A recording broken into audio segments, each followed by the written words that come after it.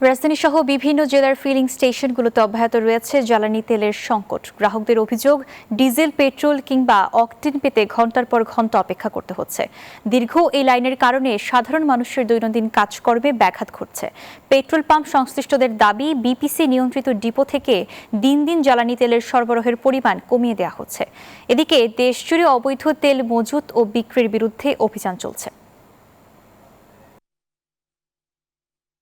সকাল 6টা বাজে এখানে আসছি। এই যে পাম্পটা আছে এখানে, এই পাম্পে তেল দিবে 5টা না 5টা পর্যন্ত, ওরা বলছে 5টার পরেও লাগতে পারে সময়।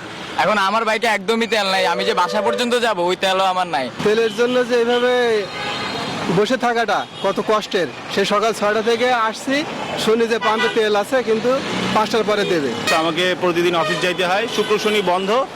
আজকে 2টা দিন, এই 2 দিন আমি যে দাঁড়াইছি এসে লাইনে, যখনই যারা বলতেছে 5টায় দিবে, তো যখনই আসে তেল তখনই নিয়েই একবারে যাবো। এটা হচ্ছে পরিকল্পনা। দর্শক, এ বিষয়ে বিস্তারিত জানাতে আমাদের সঙ্গে রাজধানীর আসাদ গেট থেকে যুক্ত হচ্ছেন আমাদের সহকর্মী মাহমুদ হাসান। মাহমুদ, ছুটির দিনে ফিলিং স্টেশনের আজকের চিত্র কেমন দেখতে পাচ্ছেন, সেই সাথে গ্রাহকেরা কি বলছেন, বিস্তারিত জানাবেন।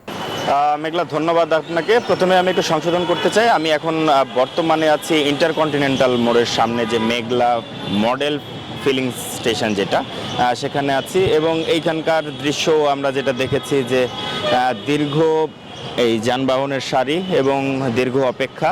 তবে এখানে তেল মিলছে, এইটুকুম কোনো আপাতত আমরা কোনো অভিযোগ এইখানকার স্টেশনে পাইনি। তবে অন্যান্য যে স্টেশনগুলো আমরা রাজধানী ঘুরে দেখেছি, সেখানে কিন্তু অপেক্ষার প্রহর খানিকটা 12 ঘন্টা থেকে 16 ঘন্টা। আবার সেটা সময় নির্ধারণ করা হয়েছে যে আজকে বিকাল 5টার আগে নাগাদ তেল সেই স্টেশনগুলো থেকে পাওয়া যাচ্ছে না বা যাবে না, এরকমভাবেও কিন্তু সেই মানে ফিলিং স্টেশন কর্তৃপক্ষ কিন্তু জানিয়েছেন, কারণ তাদের ওখানে তেল মজুদ নাই।